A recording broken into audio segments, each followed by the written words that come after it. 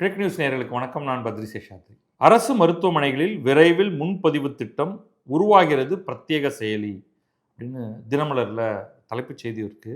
மக்கள் நல்வாழ்வுத்துறை அல்லது மருத்துவத்துறை அமைச்சர் அருண்ராஜ் அரசு மருத்துவமனைகளில் நோயாளிகள் நீண்ட நேரம் காத்திருப்பதை தவிர்க்க பிரத்யேக செயலி உருவாக்கப்படும் அப்படின்னு அவர் தெரிவிச்சிருக்காரு.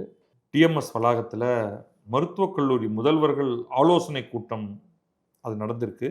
அதற்கு பிறகு அவர் செய்தியாளர்களை சந்தித்து பேசும்பொழுது பல விஷயங்கள் அந்த மருத்துவத்துறை சுகாதாரத்துறை தொடர்பாக சிலவற்றையெல்லாம் சொல்லியிருக்காரு. இது ஒரு குழு ஒன்று அமைக்க போகிறோம். அனைத்து மருத்துவமனைகளிலும் நோயாளிகளுடைய எக்ஸ்பீரியன்ஸ் அதை இம்ப்ரூவ் பண்ணுறதுக்காக நாங்கள் ஒரு கமிட்டி ஒன்று அமைக்க போகிறோம். அவங்க என்ன வசதிகள் இருக்குது, என்ன தேவைப்படுது அப்படிங்கிறத வார வாரம் சந்தித்து அவங்க அதை ஆலோசித்து அதை எல்லாத்தையும் சரிப்படுத்தி கொடுப்பாங்க அப்படின்னு சொல்லிட்டு, அரசு மருத்துவமனைகளில் நோயாளிகள் காத்திருக்கும் நேரம் அதிகமாக உள்ளது. குறிப்பாக திங்கள் செவ்வாய்க்கிழமைகளில் 3000 பேர் வரை வருகின்றனர். இந்த number it is very unclear. ஒரு ஹாஸ்பிட்டலில் 3000 பேர் வராங்களா, இல்லை எல்லா ஹாஸ்பிட்டல்லையுமே 3000க்கு மேலே ஆட்கள் வராங்களா அரசு மருத்துவமனைகளில் அப்படிங்கிறது எனக்கு புரியல. அவர்கள் நீண்ட நேரம் வெயிலில் காத்திருக்க வேண்டி இருக்கிறது. எனவே தனியார் மருத்துவமனைகள் போல முன்பதிவு வசதி ஏற்படுத்தப்படும் அப்படின்னு சொல்கிறார். இந்த இடத்துல நிறுத்திப்போம். அவர்கள் ஏன் வெயிலில் காத்திருக்க வேண்டும்? ஷெட்டு போடுங்க. அதாவது சின்ன சொல்யூஷன் என்னவோ அதை நம்ம ஃபஸ்ட்டு பண்ணுவோம். வெயிலில் காத்திருக்காமல் இருக்க நல்ல வசதியாக உட்காரக்கூடிய மாதிரியான இடத்தை ஏற்படுத்துங்கள். இடம் பத்தலை அப்படின்னா இன்னும் பெரிய இடத்துக்கு மருத்துவமனையை நகர்த்துங்கள். பணம் தானப்பா இதுக்கு தேவை. ஸோ நீங்கள் எஸ்டிமேட் பண்ணுங்கள். ஊர் பெருசாகும்போது நிறைய பேர் பொது மருத்துவமனைக்கு வருகிறார்கள், அரசு மருத்துவமனைக்கு வருகிறார்கள். அப்போ அங்கே வசதிகளை ஏற்படுத்தி தருவது அவசியமாகிறது. இன்னும் சில மாடிகளை கட்ட வேண்டியிருக்கலாம்.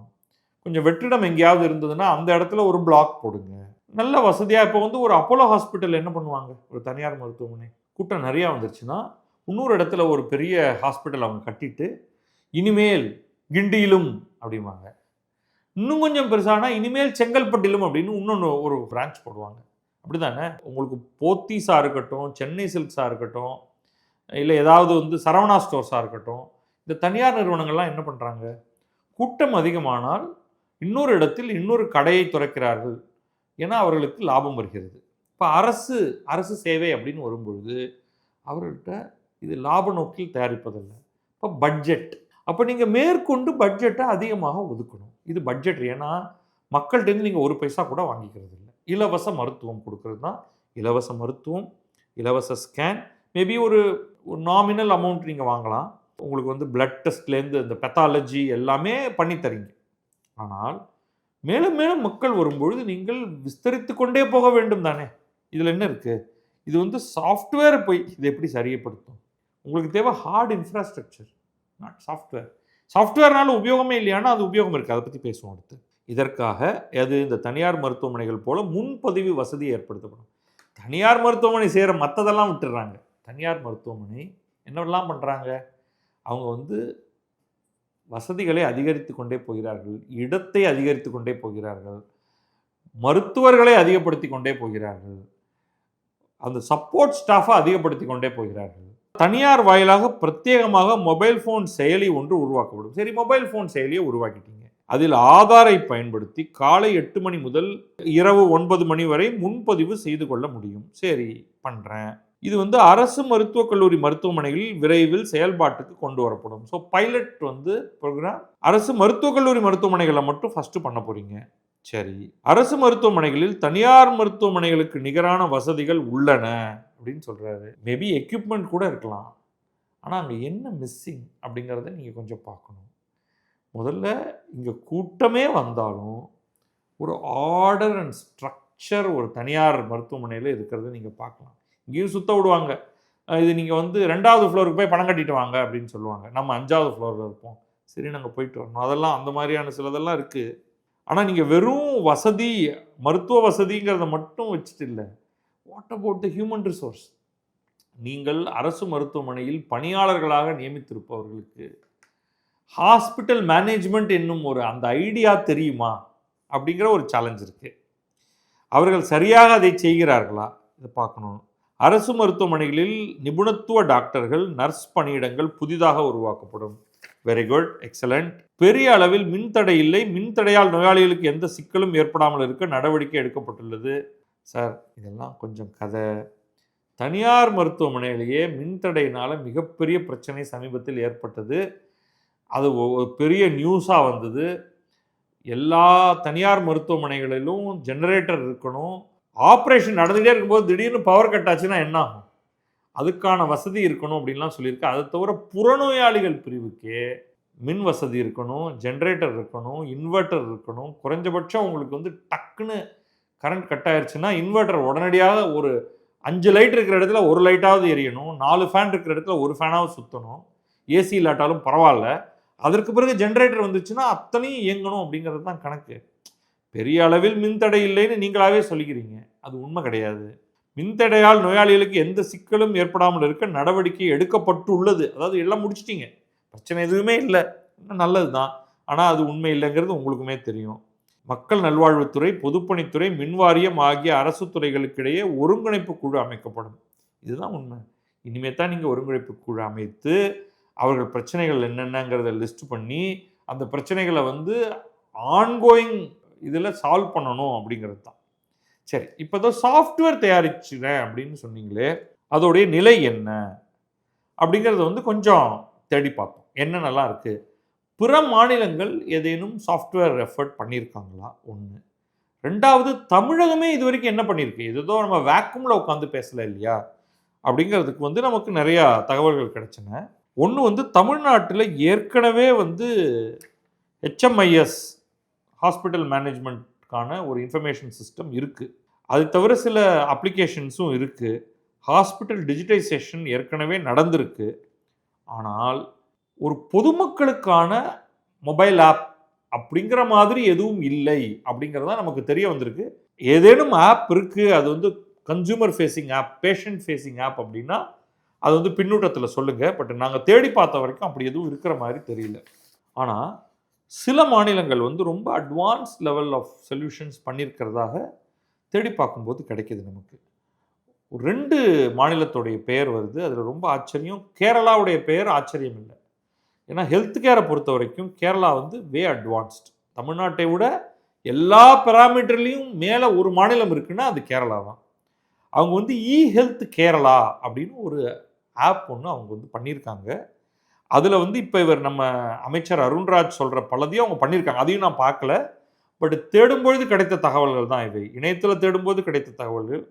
அதில் ஏற்கனவே ஆன்லைன் ஓபி ரெஜிஸ்ட்ரேஷன் இருக்குது, அவுட் பேஷண்ட் ரெஜிஸ்ட்ரேஷன் இருக்குது, அப்பாயின்மெண்ட் புக்கிங் இருக்குது, எலக்ட்ரானிக் ஹெல்த் ரெக்கார்டு இருக்குதுன்னு போட்டிருக்காங்க. இது ரொம்ப ரொம்ப முக்கியமானது. இதை கொண்டு வரணும் அப்படின்ட்டு வந்து இது பப்ளிக் ஹாஸ்பிட்டலில் மட்டும் இல்லை, ப்ரைவேட் ஹாஸ்பிட்டல்லையும் கொண்டு வரணும் அப்படிங்கிறது தான் வந்து இந்திய அரசுடைய ஒரு நோக்கமாக இருக்குது. ஸோ இது வந்து கேரளா ஏற்கனவே அதில் இறங்கியிருக்காங்க அப்படிங்கிறது. ப்ரிஸ்கிரிப்ஷன் ஹிஸ்ட்ரி ஈவன் ப்ரைவேட் ஹாஸ்பிட்டல்லே இல்லாத விஷயம் இது. இன்றைக்கி நம்ம வந்து ஒரு கடந்த 10 வருடமாக நம்ம வந்து மருத்துவரை பார்த்துக்கிட்டு இருக்கோம், வெவ்வேறு மருத்துவர்களை பார்த்துருக்கோம், வெவ்வேறு நோய்க்காக போயிருக்கோம். அப்படின்னா அவர்கள் என்ன ப்ரிஸ்கிரிப்ஷன் மருந்து கொடுத்தார்கள் அப்படிங்கிற தகவல் நமக்கு தேவை. அதே மாதிரி நம்ம என்ன ஆயிருக்கும்னா, யூஸ்வலாக என்ன ஆகும்னா, நீங்கள் ஒரு மருந்தை உட்கொள்வீர்கள், அதில் சில அலர்ஜிக் ரியாக்ஷன் இருக்கலாம். மீண்டும் மருத்துவரை பார்க்கும்பொழுது அவர் பார்த்தோன்னே சொல்லிடுவார், இது வந்து உங்களுக்கு என்ன எழுதி கொடுத்தா, ஓ அதுவா, இப்போ இது அலர்ஜியாக இருக்குது, இது வேண்டாம், இதுக்கு பதில் இந்த மருந்து அப்படின்னு அவர் போடுவார். அப்போ அவர் வந்து அதை எழுதிடுவார் அலர்ஜி அப்படின்னு. அந்த சீட்டை நீங்கள் தொலைச்சிட்டிங்கன்னா உங்களுக்கும் ஒன்றும் புரியாது. ஏன்னா நம்முடைய பெரும்பான்மையான மக்கள் வந்து எளிமையான மக்கள். அவங்களுக்கு மருத்துவம் பற்றின ஒரு ஆழமான புரிதலோ அறிவோ இருக்காது. ஆனால் இந்த ப்ரிஸ்கிரிப்ஷன் ஹிஸ்ட்ரியும் எலக்ட்ரானிக் ஹெல்த் ரெக்கார்டும் வந்துருச்சுன்னா இது எல்லாம் டிஜிட்டலி டாக்குமெண்ட் ஆகிடும். டிஜிட்டலி டாக்குமெண்ட் ஆகிடுச்சுன்னா வேறு எந்த டாக்டர்கிட்டையும் நாளைக்கு நீங்கள் வந்து ஒரு தனியார் மருத்துவமனைக்கு போகலாம், மீண்டும் நீங்கள் வந்து இதுக்கு வரலாம், பொது மருத்துவமனைக்கு வரலாம், நீங்கள் வேறு மாநிலத்திலேருந்து இந்த மாநிலத்துக்கு வரலாம், எல்லாமே டாக்குமெண்ட்ரி டீட்டெயில்ஸ் நமக்கு கிடச்சிடும், லேப் ரிப்போர்ட். பட் அதெல்லாம் இருந்ததுன்னா ஒரு பேஷண்ட்டோட ஹிஸ்ட்ரியை பார்த்தா ஒரு டாக்டர் இன்னும் சிறப்பாக உங்களுக்கு ப்ரிஸ்கிரைப் பண்ண முடியும். பட் அது வந்து கேரளா அதுக்கான ஒரு பிளாட்ஃபார்ம் உருவாக்கியிருக்கு அப்படிங்கிறாங்க. இப்போ இதை மேற்கொண்டு இதை புரிஞ்சுக்கணும் அப்படிங்கிற ஒரு ஆர்வம் எனக்கு ஏற்பட்டிருக்கு. இந்த துறையை சேர்ந்தவர்களோட சேர்ந்து கலந்து பேசி இதில் என்னென்னலாம் பண்ணியிருக்காங்க அப்படிங்கிறத நான் கொஞ்சம் பார்த்து சொல்கிறேன்னா, ஜஸ்ட் ஃபார் யுவர் இன்ஃபர்மேஷன் தான். கிட்டத்தட்ட 900 ஹாஸ்பிட்டல் வந்து இந்த கேரளாவுடைய ஹெல்த் சிஸ்டத்தை இம்ப்ளிமெண்ட் பண்ணியிருக்காங்க அப்படிங்கிற தகவல் நமக்கு கிடைக்குது. ஸோ ஏதாவது நம்ம பண்ணணும்னா இதை போன்று செய்ய வேண்டும் அப்படின்னு நம்ம சொல்லலாம் தமிழ்நாட்டுக்கு. கிட்டத்தட்ட இதற்கு இணையாக, ஆனால் இதோட கொஞ்சம் குறைவாக ஒடிஷாவில் பண்ணியிருக்காங்க. அதுதான் ஆச்சரியம். இங்கே நம்ம பொதுவாக வந்து நம்ம கேரளாவை அந்த வளர்ந்த மாநிலத்திலையும் ஒடிஷாவை வந்து ரொம்ப கீழே இருக்கக்கூடிய ஒரு மாநிலமாகவும் நம்ம பார்ப்போம். ஏழ்மை நிரம்பிய மாநிலம், பழங்குடிகள் நிறைய இருக்கக்கூடிய மாநிலம் அப்படிங்கிற மாதிரி நம்ம பார்ப்போம். ஆனால் அவங்க வந்து ஸ்வாஸ்திய ஒடிஷா அப்படின்னு ஒன்று பண்ணியிருக்காங்க. அதில் வந்து ஆன்லைன் ஓபிடி புக்கிங், இப்போ நம்ம சொன்னோம் இல்லையா, அந்த out patient booking, digital health record, lab report, citizen health profile, இதெல்லாம் வச்சுருக்காங்களாம். ஆந்திர பிரதேஷும் பண்ணியிருக்காங்க. But perhaps not to the same level. அவங்க வந்து ஹாஸ்பிட்டல் செலெக்ஷன், எந்த ஹாஸ்பிட்டல் போகலாம் அப்படிங்கிறதுக்கு ரெஃபரல் மேனேஜ்மெண்ட், ஒரு ஹாஸ்பிட்டல்லேருந்து இன்னொரு ஹாஸ்பிட்டலுக்கு நீங்கள் வந்து இப்போ யூஸ்வலாக பார்த்தீங்கன்னா, இப்போ ரொம்ப சமீபத்தில் தாவேகாவுடைய எம்எல்ஏவுடைய தந்தைக்கு உடல்நிலை சரியில்லைன்னு உடனே ஒரு அருகில் இருக்கக்கூடிய அந்த ஒரு கோவில்பட்டி மருத்துவமனைக்கு உடனடியாக கூட்டிகிட்டு போயிட்டு அங்கிருந்து அவரை வந்து திருநெல்வேலிக்கு நீங்கள் அடுத்து கூட்டிகிட்டு போங்க, கொஞ்சம் முதலுதவியும் மற்ற சில வேலைகளையும் பண்ணதுக்கு பிறகுட்டு இங்கிருந்து இங்கே போங்க அப்படின்னு ரெஃபரன்ஸ் கொடுக்குறாங்க இல்லையா, அது எல்லாத்தையும் டாக்குமெண்ட் பண்ணுறது, இப்படி இது எல்லாத்தையும் பண்ணக்கூடியது ஆந்திர பிரதேஷ் கொஞ்சம் ஏதோ பண்ணியிருக்கு, மற்ற தெலுங்கானா பண்ணியிருக்கு கொஞ்சம். பட் பெர்ஹாப்ஸ் அகெயின் கேரளா அளவுக்கு இல்லை போல இருக்குது. இதை தவிர சென்ட்ரல் கவர்மெண்ட்டுடைய நேஷ்னல் ஓஆர்எஸ் பிளாட்ஃபார்ம்னு ஒன்று இருக்குது. அது வந்து online registration system for central government. இதை வந்து ஒரு 7 ஸ்டேட் ஃபாலோ பண்ணுது. எல்லாமே வந்து பாரதிய ஜனதா ஸ்டேட் இல்லை, அதில் ஒரு மிக்ஸ் அண்ட் மேட்ச் இருக்குது. ஸோ அதையும் நம்ம பார்க்குறோம். உதாரணத்துக்கு அதில் வந்து கர்நாடகா இருக்குது, ஜார்க்கண்ட் இருக்குது. இதெல்லாம் வந்து காங்கிரஸ் அல்லது காங்கிரஸுடைய கூட்டாளிகள் ஆட்சி செய்யக்கூடிய மாநிலம். ஆனால் ஓஆர்எஸில் வந்து ஒரு சில விஷயங்கள்லாம் இல்லை, சிலது இருக்குது சிலது இல்லை அப்படிங்கிற மாதிரி நமக்கு தெரிய வருது. ஸோ தமிழ்நாடு இப்போ பண்ணணும்னா நிச்சயமாக ஏற்கனவே சில இன்டர்னல் டிஜிட்டைசேஷன்லாம் நடக்குது, பேக்கெண்ட் வேலைகள் நிறையா நடந்திருக்கு போல இருக்கு. ஆனால் ஃப்ரண்ட் ஃபேஸிங் கேரளாவுடைய ஹெல்த் மாதிரியான ஒன்று நம்மக்கிட்ட இல்லை. ஹெல்த் கேரளாவோ அல்லது ஒடிஷாவுடைய ஸ்வாஸ்திய ஒடிஷாவோ அது இல்லை அப்படிங்கிறது நமக்கு தெரிய வருது. அப்போ நம்ம அது எல்லாத்தையும் வந்து நமக்கு தேவை. இந்த ஐடியா வந்து நான் இருக்கிற இடத்துலேருந்து நியரஸ்ட் ஹாஸ்பிட்டல் எங்கே இருக்குது, அந்த ஹாஸ்பிட்டலோடைய ஓப்பனிங் டைம், க்ளோசிங் டைம், இந்த வசதி, இந்த பர்டிகுலர் வசதிக்காக நான் போகிறேனே அந்த வசதி இந்த ஹாஸ்பிட்டலில் இருக்கா, இப்போ எம்ஆர்ஐ ஸ்கேன் பண்ணிக்க முடியுமா தேவைப்பட்டதுன்னா, பிளட் டெஸ்ட் எடுப்பாங்களா இங்கே, போன்ற எல்லா ஃபெசிலிட்டிஸும், டாக்டர் அப்பாயின்மெண்ட். இப்போ எனக்கு வந்து ஒரு எலும்பு முறிவு, அது தொடர்பான ஒரு எக்ஸ்பர்ட்டை பார்க்கணுன்னா அந்த எக்ஸ்பர்ட் இருப்பாரா அப்படிங்கிறத செக் பண்ணுறது, அவரோட அப்பாயின்மெண்ட் புக் பண்ணுறது, இது எல்லாம் வந்து ஒரு காம்ப்ரிஹென்சிவாக ஒரு ஆப் ஒன்று கொண்டு வந்தாங்கன்னா நிச்சயமாக அது உபயோகமாக இருக்கும். இது கூட்டத்தை குறைக்குமா அப்படிங்கிறதுக்கு நான் பதில் சொல்ல முடியாது. கூட்டத்தை இன்னும் அதிகரிக்கலாம். கூட்டத்தை குறைக்கிறதுங்கிறத விட அதிகரிக்கும் கூட்டத்தையும் சமாளிப்பது எப்படி அப்படிங்கிறது தான் வந்து மருத்துவத்துறையோடைய அமைச்சர் ஃபோக்கஸ் பண்ண வேண்டியது. எனக்கு என்ன ஆச்சரியமாக இருக்குன்னா, எதுக்கெடுத்தாலும் நாங்கள் இதை பண்ணியிருக்கோம் அதை பண்ணியிருக்கோம்னு சொல்லக்கூடிய அந்த திமுக ஆட்சியில் இதை பற்றி யோசித்து கூட பார்க்கலையோ. பக்கத்தில் இருக்கக்கூடிய கேரளா வந்து எவ்வளவோ தூரம் மேலே போயிருக்காங்கன்னு தெரியுது. 900 ஹாஸ்பிட்டலில் இம்ப்ளிமெண்ட் பண்ணியிருக்காங்க அப்படிங்கும்பொழுது இங்கே வந்து மா சுப்பிரமணியம் என்ன பண்ணிட்டு இருந்தாரு அப்படின்னு ஒரு கேள்வி வருது கூடவே. அதை தவிர்க்க முடியல. ஸோ அருண்ராஜ் வந்து இதை செய்து காமிப்பாரா அப்படின்னா நிச்சயமாக அவரை பாராட்டணும். பட் இதை பற்றி பேசுனதுக்காகவே அவரை வந்து பாராட்டலாம். இனிமேல் அடுத்து பேச்சிலிருந்து செயலுக்கு என்ன நடக்கிறது அப்படிங்கிறத பார்ப்போம். நன்றி, வணக்கம். நான் பத்ரி சேஷாத்ரி. இது கிழக்கு நியூஸ்.